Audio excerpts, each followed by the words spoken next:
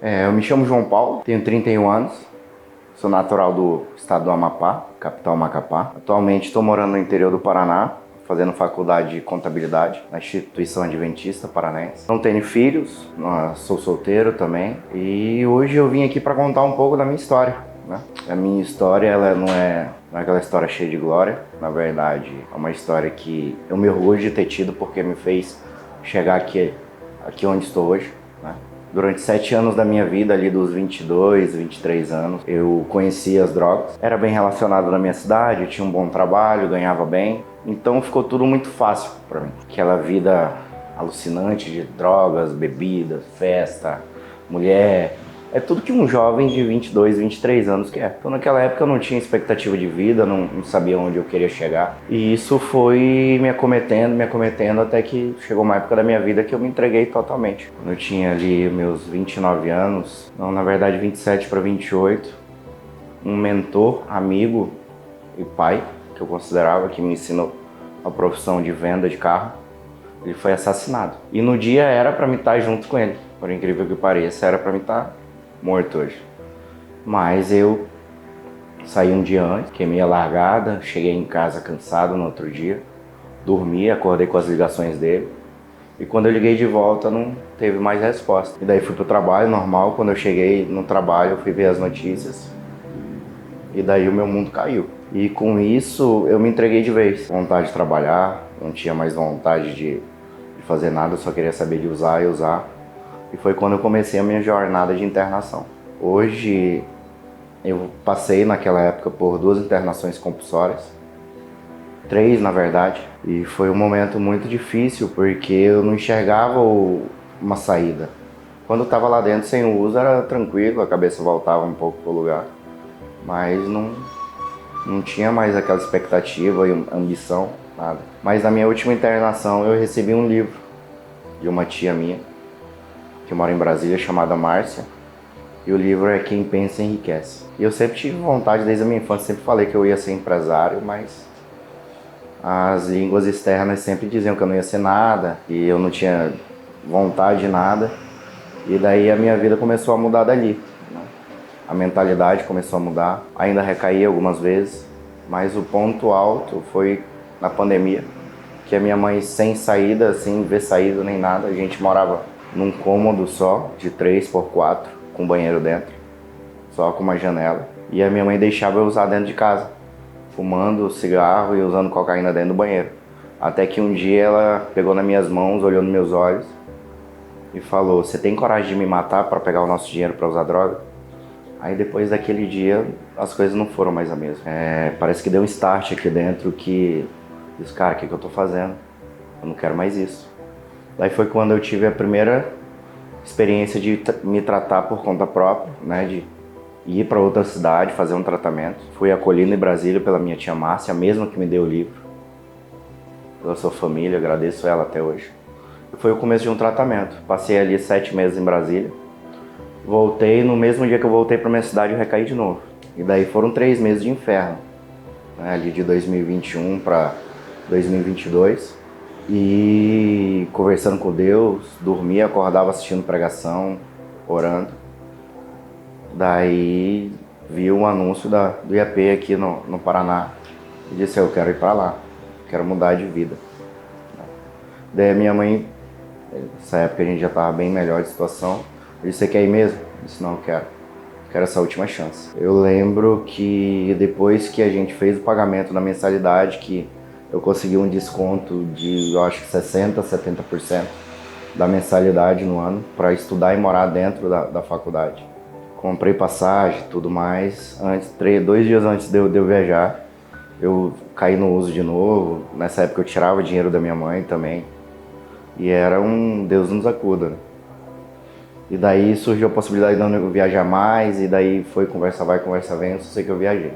Dentro do avião eu ainda estava usando, eu cheguei no Paraná usando cocaína. É aquele negócio, né, a gente nunca acha que vai ter essas coisas de, vou decidir parar e eu vou parar, não. Eu acho que a construção que eu já estava tendo de mentalidade, ela me proporcionou, na verdade, ter essa última decisão. Hoje, dia 10, agora fez 2 anos e 2 meses que eu tô limpo. E cara, desde aí, claro, meu raciocínio hoje é mais lento. Tem coisas que eu demoro mais pra entender, mas a minha vontade de vencer não acabou, ela só aumentou. E nesse meio tempo que eu tô limpo, me voltei pro marketing digital, estudei, já estava fazendo trabalho ali na cidade de Maringá, fazia algumas consultorias gratuitas, fazia tráfego pago para amigos ou algo do tipo. E estava com um plano de profissionalizar mais a minha operação, né? Me tornar uma agência full service, procurava também pessoas para terceirizar e tudo mais. Mas aí quando eu estava em Fortaleza, fui passar as férias lá, eu conheci a Inexus, né? A Inexus, eu estava me sentindo pressionado de tudo quanto é lado e quando eu conheci a Inexus meio que abriu um caminho. Daí eu disse, cara, é por aqui que eu vou. Tive a reunião. Eu tenho muito sentimento de autossabotagem, porque eu não me acho capaz de fazer muitas coisas. E várias pessoas na minha volta dizem, não, JP, cara, tu consegue, tu pode fazer tudo, olha o que você já passou, olha onde você tá hoje. Aí eu digo, não, então vamos.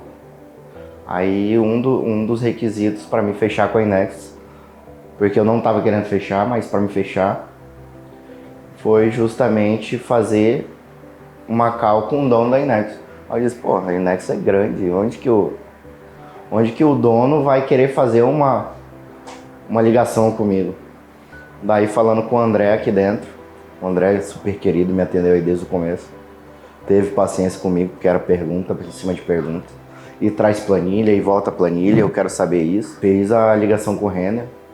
O Renner me deu as boas-vindas e tudo mais. Se o sinal era esse, então é agora que eu vou. Fui, assinei, mas sem dinheiro. Eu disse, como é que eu vou dar entrada? Eu fiz um plano de investimento de vender 0,5% da minha empresa em 10 cotas. No caso, daria 5%. Cada cota é R$500. E daí comecei a ligar para alguns amigos. E a maioria dos que eu sabia que tinha dinheiro eram amigos do meu velho hábito. Eles disseram, teve um que disse, nem fudendo que eu vou te ajudar, JP. Você tá doido? Você vai usar droga pra ir, mano. Aí eu digo, não vou não. Aí liguei pra uma pessoa, aí expliquei tudo pra ela. Hoje é a minha sócia investidora. Ela disse, não, eu quero as 10 cotas. Aí mandou lá os 5 mil, na época 50%, dei de entrada. E cara, ali começou. Aí começou o processo de implementação. Tive alguns problemas de saúde, com ansiedade, depressão, vai e volta, questão de abstinência. E a operação na Inexus mesmo, pra mim, começou faz 1 mês e meio por aí. E cara, tá sendo a melhor época da minha vida, tá sendo a melhor experiência da minha vida. É tanta informação chegando que eu disse, caraca, onde é que eu tô? É tipo um vórtex, que só faz eu querer ser melhor todo dia, me faz querer alcançar novos ares todo dia. Coisas que eu nunca imaginei poder acontecer, fechar um contrato high ticket como foi fechado essa semana, né? E também a questão justamente de eu estar inserido num grupo, hoje nos Galácticos. A gente passou ali por uma prova, tudo mais, uma seleção. E é coisa de doido.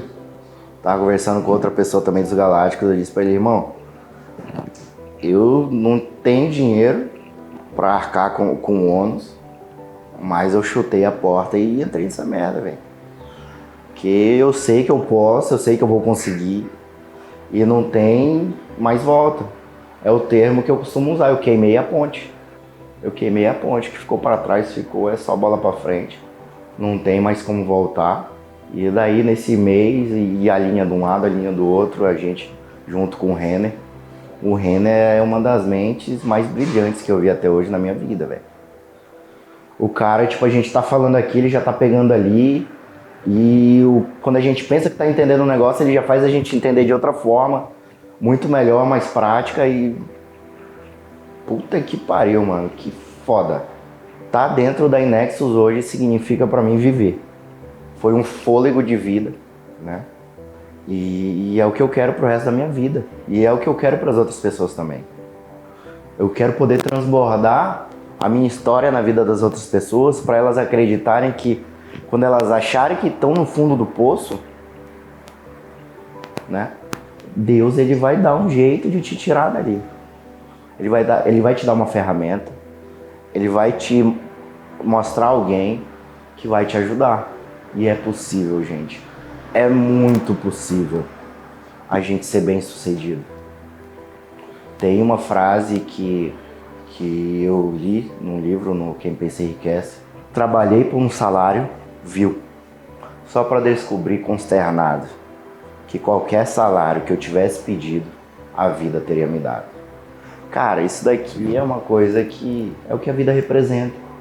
Se a gente mentalizar, se a gente correr atrás, se a gente fizer por onde, a vida vai recompensar. A gente é como antena que emite ondas de rádio. Se a gente emite ondas de prosperidade, a gente vai receber ondas de prosperidade. Então é isso que eu quero dizer para vocês. Vem para a Inexus. Vem para a Inexus porque a Inexus é abundância. A Inexus vai te fazer mudar de vida. E eu não estou falando em termos de financeiros. A Inexus está me fazendo mudar de vida espiritualmente, mentalmente e, claro, financeiramente. Então é isso que eu tenho para dizer para vocês. Cara, é possível. Na minha vida toda, eu tenho que quebrar paradigmas. A Inexus, ela quebra limites. E eu tô aqui para quebrar o limite maior que tiver. E eu quero você junto comigo. Eu quero você qualquer dia aqui dentro da Inexus pra gente estar fazendo essa mesma vídeo de história e contando as tuas coisas boas que aconteceram. Beleza? Vem com a gente tá te esperando. Eu sou foda, mano. Eu sou foda porque é uma coisa que é um tanto controvérsia, porque ao mesmo tempo a mulher que me deu a vida, na inocência dela de querer me mudar, ela me detona com palavras. Hoje a gente já tá mudando a mentalidade, mas uma das pessoas que sempre disseram pra mim que eu não ia ser nada, que eu não ia conseguir fazer nada na minha vida foi a minha mãe, né?